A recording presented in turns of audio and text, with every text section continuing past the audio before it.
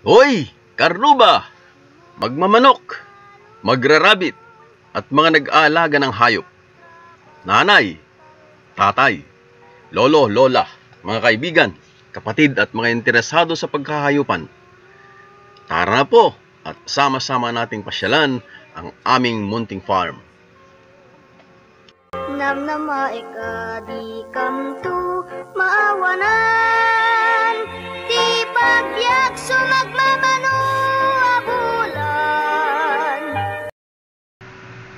Magandang araw mga karuba. Ngayon po ay kakaibang araw dahil tayo po ay binisita ng isang matagal na po nung nating nakasama nung ating kabataan natin. Nung tayo nasa simbahan pat nagsasakristan. Marami sa mga times na ako yung naging sakristan ay siya ay pare noon. Ngayon is he is already a bishop, although retired. He is Bishop Apolonio Ranche from Badok. Bumisita siya dito sa atin. Sinadya niya talaga dahil hindi naman basta nadadaanan lang tong lugar natin, itong ating munting farm. Sinadya niya talaga at ayun, tuwang-tuwa siya sa ating mga manok at napakaamo daw. Salamat po, Apo Obispo, sa inyong pagdalaw sa ating munting farm. Nais ko rin pong pasalamatan ng ating mga kaibigan na walang sawang tumutulong sa atin. At actually, siya ang isa sa mga very few na talagang nagpursige na tulungan ako para umangat yung ating channel. Si Benji Lorenzo na nasa Hawaii. And yung isa nating kaibigan din, kaibigan pati natin na kasama natin na magrarabit, si Dolby Vlogs. At sa inyong lahat po na palaging tumutulong po sa atin, nanonood sa ating mga videos. Maraming salamat po at tunghayan po natin yung ating video ngayon. Ito, kasabay ng pagbisita ni Bishop Ranche. Ito, naghango tayo ng mga sisiw. Ito, may dalawang semane tayo. The rest, we have yung mga dominants, a few. Tapos, yung iba is may ibang silky, D109 at saka D853 yung mga nandyan. Yung iba silky, tapos mayroon tayong ibang Jersey Giants na black. Ito yung matagal-tagal tayong hindi naglagay sa incubator kasi medyo bumaba yung fertility ng mga eggs natin. Ito si Bishop Ranche. Those who knew him noon, ibang-iba na siya ngayon, no? May bird saka mustache na. Tuwang-tuwa siya dyan sa ating mga manok. Bisita da. Yan, oh, nakahuli siya ng isang BPR. Yan is imported yung hawak niya na female. Okay, so ito yung ating mga dominant breeders. Nilalagyan natin ng mga dayami dyan, pero tinatanggal din nila.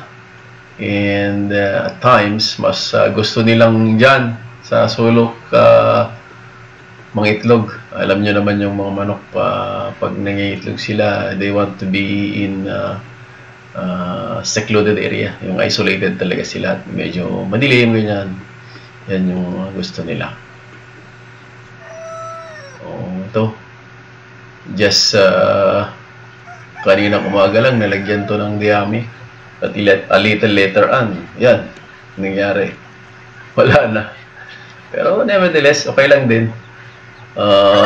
Maganda rin yan sa sahig para pag dumumi sila, hindi magtatagal na kasi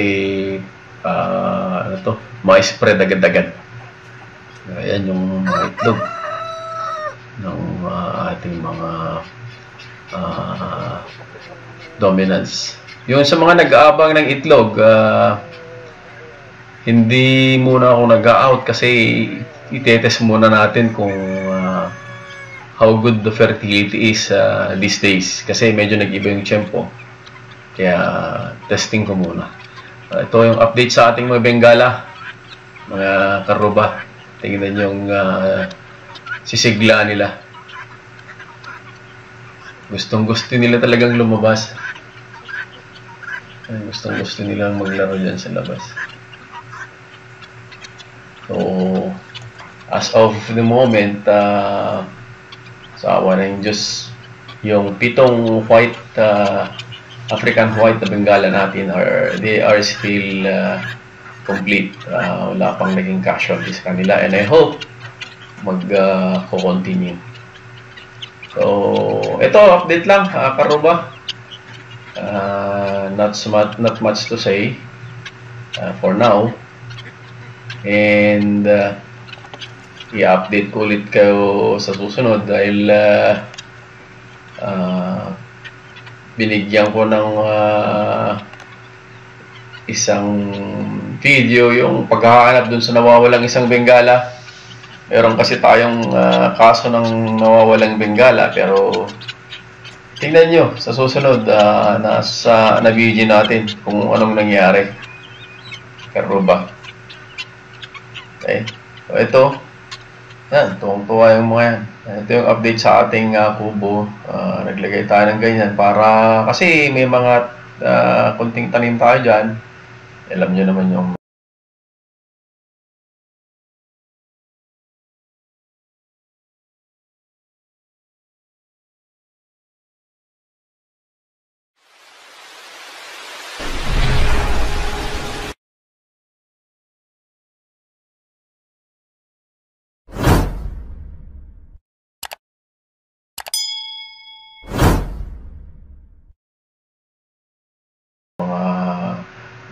kambing, hindi basta-basta na nababakuran niya.